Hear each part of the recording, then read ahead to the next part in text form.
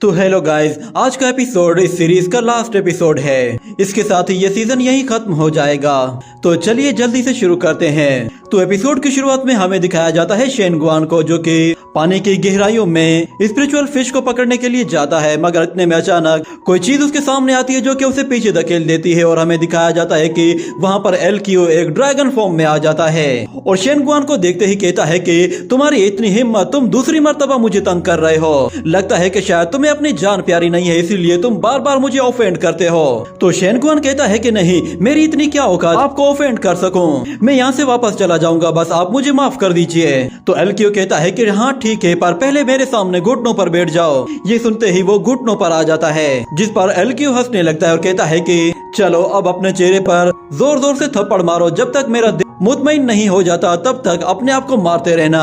ये सुनते ही Shane Guan अपने चेहरे पर थप्पड़ मारने लगता है और इतने में एलक्यू की नजर वहाँ पर किसी और पर पड़ती है। तो एलक्यू शेन गुआन को कहता है कि अपना क्यानकुन बैग यहाँ पर छोड़ो और दफा हो जाओ। तो शेन गुआन अपना क्यानकुन बैग वहीं पे ही छोड़ देता है और जान बचाकर निकल जाता है। और वहाँ छुपे हुए डिसाइपल भी अपनी जान बचाकर निकल जाते हैं। और एलक्यू उस क्यानकुन बैग को लेकर बाइटियन की तरफ चला जाता है और हम लोग बाइटियन को देखते हैं, जिसने जाल में बहुत सारी मछलियों को पकड़ लिया होता है। और वो कहता है कि ये मछलियां तो मेरे कई दिन के लिए काफी हैं। इतने में वहाँ पर एलक्यू उस क्यानकुन बैग को लेकर आ जाता है और कहता है कि मास्टर, ये क्यानकुन बैग शेन गुआन का है। तो बाइटियन कहता है कि तुमने बहुत ही अच्छा काम किया है, चलो यहाँ बची हुई जितने भी स्पिरिचुअल फिश हैं वो सारी की सारी तुम रख लो। ये सुनकर एलक्यू भी बहुत खुश होता है और वो वहाँ मौजूद जितने भी स्पिरिचुअल फिशेस होती हैं उन पर अपनी एनर्जी ट्रांसफर करते हुए उन्हें एब्जॉर्ब कर लेता है। और दूसरी तरफ हम बाइटियन को देखते हैं, वो अपने उसी एल्केमी फर्नेस को बाहर निकालता है और उन सारी मछलियों को उस फर्नेस के अंदर डालकर रिफाइन करना शुरू कर देता है। और दूसरी तरफ एलक्यू ने बहुत ज्यादा एनर्जी एब्जॉर्ब कर ली थी और उसका पेट भर गया था, जिसके बाद बाइटियन ने भी उन सारी मछलियों को रिफाइन करके पिल में ट्रांसफर कर दिया था। वो सारी की सारी पिल्स फौरन से अपने पास रख लेता है और कहता है कि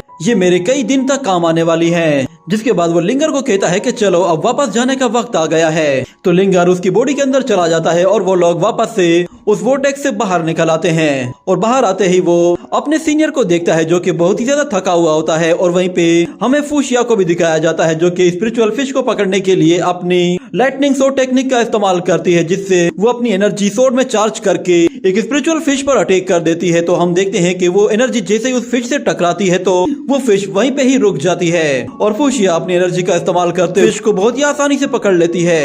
ये देखकर बाइटियन कहता है कि मुझे इस लड़की को सिंपल नहीं समझना चाहिए, इसकी स्ट्रेंथ मुझसे ज्यादा लग रही है। अगर मुझे इस लड़की को कम्पीट करना है तो उसके लिए मुझे अपनी स्ट्रेंथ को बढ़ाना होगा, क्योंकि इसकी थंडर स्वॉर्डमैनशिप बहुत ही ज्यादा पावरफुल लग रही है। मुझे इससे ताकतवर बनने के लिए कम से कम ग्रेट मार्शल लेवल तक ब्रेक थ्रू करना होगा। ये कहने के बाद वो वहीं पे ही कल्टीवेशन करने के लिए बैठ जाता है। उसे कल्टीवेशन करते हुए देखकर फूशिया भी वहीं पे ही कल्टीवेशन करने बैठ जाती है। और वहाँ मौजूद कुछ डिसाइपल एक स्पिरिचुअल फिश को देखते ही उस पे एनर्जी अटैक करते हैं, मगर वो देखते हैं कि वो मछली अचानक से गायब हो गई है। जिस पर वहाँ खड़ा हुआ दूसरा डिसाइपल कहता है कि ये तुमने क्या कर दिया, कहीं तुमने उसे मार तो नहीं दिया। मगर वो लोग नीचे देखते हैं तो उस रिवर की सारी एनर्जी वापस से वोर्टेक्स के अंदर जा रही होती है। जिस पर वो लोग कहते हैं कि ये टाइम तो बहुत ही जल्दी गुजर गया, हम लोगों ने अभी तक हमने अपनी कल्टीवेशन में कोई भी ब्रेक थ्रू भी नहीं किया और अभी से ही टाइम खत्म हो गया है। मगर फिर अचानक वो लोग आसमान में कुछ बादल देखते हैं जिनसे बिजली कड़क रही होती है। जब वो लोग फूशिया की तरफ देखते हैं तो उसके ऊपर उन्हें एक एनर्जी बॉल दिखाई देती है और वो थंडर लाइटनिंग उस एनर्जी बॉल से जैसे ही टकराती है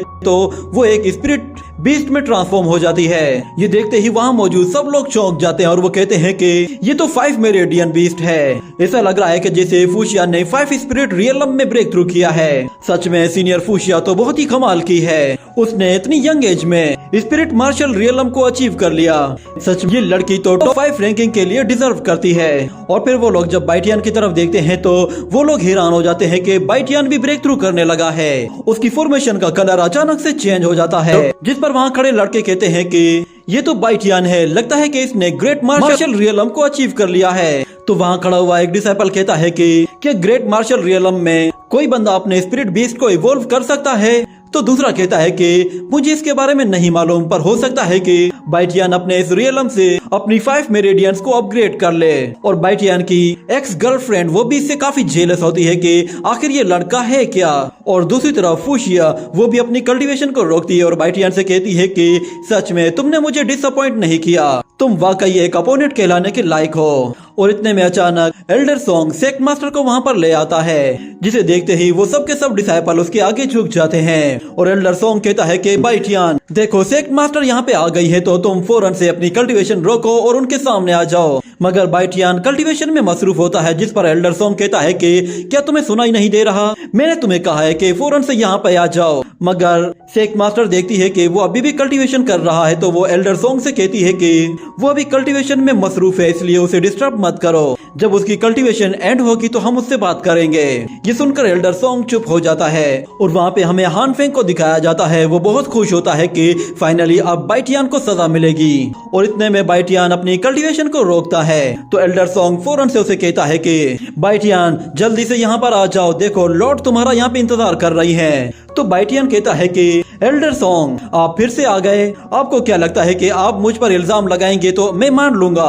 तो एल्डर सॉन्ग ये बात सुनते ही गुस्से में आकर कहता है कि तुम अभी भी मेरे सामने आकर कर बात कर रहे हो, क्या तुम्हें अपनी जिंदगी प्यारी नहीं है या फिर तुम मुझे चैलेंज करना चाहते हो। शायद तुम नहीं जानते मगर मैंने अपनी आंखों से देखा है, तुमने यान साई और हान ली दोनों पर अटैक किया है और मास्टर को भी ये बात अच्छे से पता है, इसलिए वो खुद ही यहाँ पे आई हैं ताकि वो तुम्हें खुद अपने हाथों से पनिशमेंट दें। तो बाइटियान कहता है कि सारी बातें तो मैं आपके मुंह से सुन रहा हूँ, सेक्ट मास्टर ने अभी तक कोई ऐसी बात नहीं कही और आप होते कौन हैं सही और गलत का फैसला करने वाले, आपको क्या पता कि कौन सही है और कौन गलत है, तो फिर आप यूं ही मेरा फैसला कैसे कर सकते हैं। ये बात एल्डर सॉन्ग को बहुत बुरी लगती है और वो कहता है कि बाइटियान तुम्हारी औकात नहीं है कि तुम मुझसे इस तरह बात करो, अगर तुमने मुझसे इसी तरह बात की तो मैं तुमसे वादा करता हूँ कि मैं तुम्हें यहीं पे ही गाड़ दूंगा।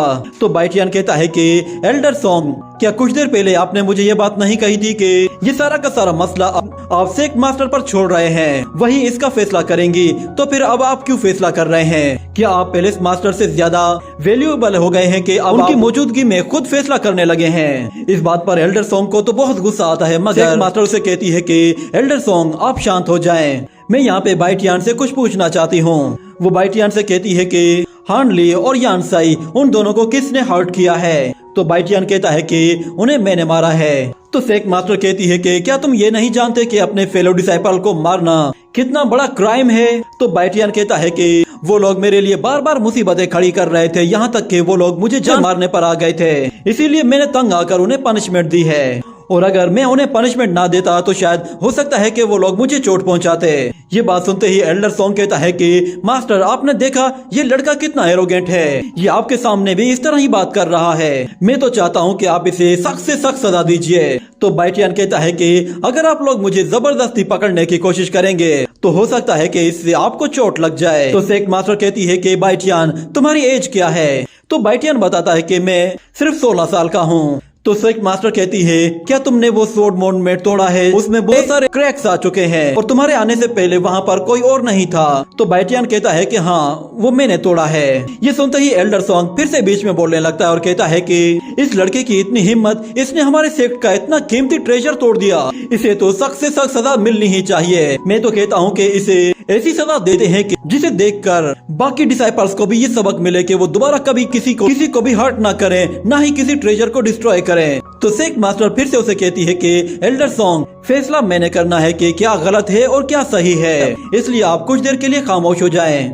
ये सुनकर एल्डर सॉन्ग फिर से खामोश हो जाता है और सेक्ट मास्टर कहती है कि बाइटियान तुम जानते हो कि हान ली और यान साई वो दोनों ही हमारे ही सेक्ट के डिसाइपल हैं और हमारे सेक्ट के रूल्स के हिसाब से जो भी डिसाइपल अपने फेलो डिसाइपल को मारता है उसे सख्त पनिशमेंट दी जाती है। मगर क्योंकि तुम अभी काफी यंग हो तो इसलिए मैं तुम्हें एक छोटी सी फेवर दे रही हूँ, अगर तुम एक छोटा सा टेस्ट पास कर लेते हो तो मैं तुम्हारी ये पनिशमेंट माफ कर दूंगी। ये सुनकर वो सब लोग चौंक जाते हैं और कहते हैं कि क्या बाइटियान की पनिशमेंट माफ हो रही है? और हान फेंग कहता है कि ये कैसे हो सकता है, आप बाइटियान को पनिशमेंट देने के बजाय उसे फेवर दे रही हैं। और बाइटियान अपनी मास्टर से कहता है कि आखिर मुझे किस तरह का टेस्ट देना है? तो मास्टर उसे बताती है कि तुम्हें शेन गुआन को 1 महीने के अंदर अंदर कंपटीशन में हराना है और उसके बाद तुम्हें जाओ जिंगरोंग को 2 महीने के बाद कंपटीशन में हराना है और फिर 3 महीने बाद तुम्हें फुशिया को भी बीट करना है। तीनों ही ब्लू फायर एकेडमी के टॉप के डिसाइपल्स हैं। तो बाइटियन कहता है कि अगर मैंने इन लोगों को हरा दिया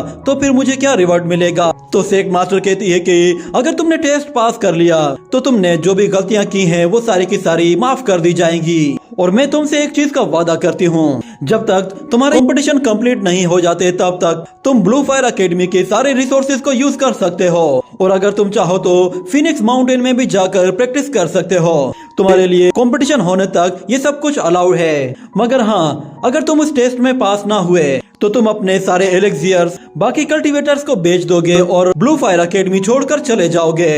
तो बाइटियन कहता है कि ठीक है, मेरे हारने का तो सवाल ही पैदा नहीं होता। ये सुनकर मास्टर कहती है कि तुम्हारे अंदर वाकई काफी कॉन्फिडेंट है। चलो देखते हैं कि तुम एक मंथ में क्या करते हो। वो 6 एल्डर से कहती है कि आप फौरन से इनकी बैटल को अरेंज करें। मैं देखना चाहती हूँ कि आखिर ये लड़का 1 महीने में क्या कर सकता है। और वो वहाँ मौजूद जितने भी डिसाइपल होते हैं उन लोगों से कहती है कि तुम सब लोग इस मैच को जज करने के लिए वहाँ पर जरूर आना और मैं खुद भी वहाँ पर आऊंगी ताकि कोई भी किसी तरह की भी चीटिंग न कर सके। मगर फिर इतने में बाइटियन सेक मास्टर से कहता है कि मेरा मैच शेन गुआन से 1 महीने के बाद कराने के बजाय कल के दिन ही रख लें।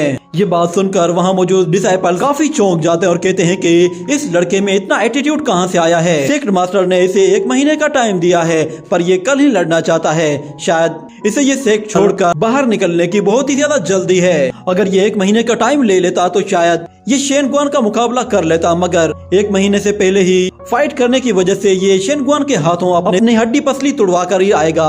और दूसरी तरफ सेक्ट मास्टर कहती है कि बाइटियन, लगता है कि शायद तुम शेन गुआन के बारे में नहीं जानते। वो टॉप 5 डिसाइपल्स में से एक है और उसकी स्ट्रेंथ स्टार रियलम की है। और मुझे लगता है कि शायद इस मर्तबा यहाँ पे ट्रेनिंग करने के बाद उसकी पावर और भी ज्यादा बढ़ गई होगी। क्या तुम वाकई में श्योर हो कि तुम कल के दिन ही उसके साथ फाइट करना चाहते हो? तो बाइटियन कहता है कि हाँ, मैं उसके साथ कल ही फाइट करना चाहता हूँ क्योंकि मैं जानता हूँ कि मैं उसे बीट कर सकता हूँ। तो सेक मास्टर 6 एल्डर से कहती है कि इनका मैच कल के दिन ही अरेंज करवा दें। ये कहने के बाद वो लोग वहाँ से चले जाते हैं और फिर फुशिया बाइटियन के सामने आकर खड़ी हो जाती है और बाइटियन से कहती है कि तुमने सेक मास्टर का चैलेंज एक्सेप्ट कर लिया है तो फिर हमें अपनी फाइटिंग डेट को पोस्टपोन कर देना चाहिए। मगर बाइटियन कहता है कि मेरी तुम्हारे साथ फाइट अब 3 महीने बाद ही होगी। जिसके बाद ये सीन यही कट हो जाता है। अगले सीन में हमें दोबारा से बाइटियन को दिखाया जाता है। वो शेन गुआन के उस क्यानकुन बैग को खोलकर उसके अंदर के ट्रेजर देख रहा होता है और वो कहता है कि सच में गुआन के क्यानकुन बैग में तो बहुत कुछ है। यहाँ पे 38 लो ग्रेड के स्पिरिचुअल स्टोन्स मौजूद हैं और उसके साथ एक फॉर्मेशन डिस्क भी है। मगर इतने में अचानक उसे ग्रीन कलर की कोई चीज नजर आती है जिस पर वो कहता है कि ये क्या है। ये दिखने में तो कोई रबर बैंड लग रहा है। वो अपनी एनर्जी का इस्तेमाल करते हुए उस बैंड को अपनी तरफ खींच कर लाता है और देखते हुए कहता है कि ये क्या है। और दूसरी तरफ हमें शेन गुआन को दिखाया जाता है। वो भी एकदम चौंक कर उठ जाता है और कहता है कि क्या बाइटियन ने सबके सामने मुझे चैलेंज किया है? उसकी इतनी हिम्मत! पहले तो मैंने उसे जानबूझकर इग्नोर कर दिया था मगर ये लड़का तो मुझे कुछ ज्यादा ही हल्के मिले रहा है। पर उसे आने दो, इस मर्तबा उसकी ऐसी हालत करूंगा कि वो कभी भी मुझे चैलेंज नहीं करेगा। उसे भी तो पता चलना चाहिए कि आखिर अपने सीनियर को चैलेंज करने का अंजाम क्या होता है। और अगले सीन में हमें बैटल ग्राउंड का सीन दिखाया जाता है जहाँ पर सारे ही डिसाइपल्स आना शुरू हो जाते हैं। और एक डिसाइपल कहता है कि ये बैटल कौन जीतेगा? तो दूसरा कहता है इसमें सोचने वाले क्या बात है, ये बैटल तो शेन गुआन ही जीतेगा क्योंकि वो टॉप 5 रैंकिंग में आता है। मगर दूसरा लड़का कहता है कि बाइटियन भी एक जीनियस डिसाइपल है, हो सकता है कि शायद वो जीत जाए। मगर पहले वाला कहता है कि नहीं, शेन गुआन कल्टीवेशन लेवल के हिसाब से बाइटियन से बहुत ही आगे है और वो उससे सीनियर भी है, इसलिए उन दोनों के बीच में एक बहुत बड़ा गैप है। तो बाइटियन का उससे जीतने का चांस बहुत ही कम है। और दूसरी तरफ 6 एल्डर देखता है कि शेन गुआन ने ब्रेक थ्रू करके अपनी कल्टीवेशन को 6 स्टार रियलम में अपग्रेड कर दिया है, जिस पर वो घबरा जाता है और कहता है कि बाइटियन के लिए ये चीज बिल्कुल भी अच्छी नहीं। और हमें वहाँ पर फुशिया और सीनियर जोंगरोन को भी दिखाया जाता है। और आखिर में फिर वहाँ पर सेक्ट मास्टर की एंट्री होती है, जिसके बाद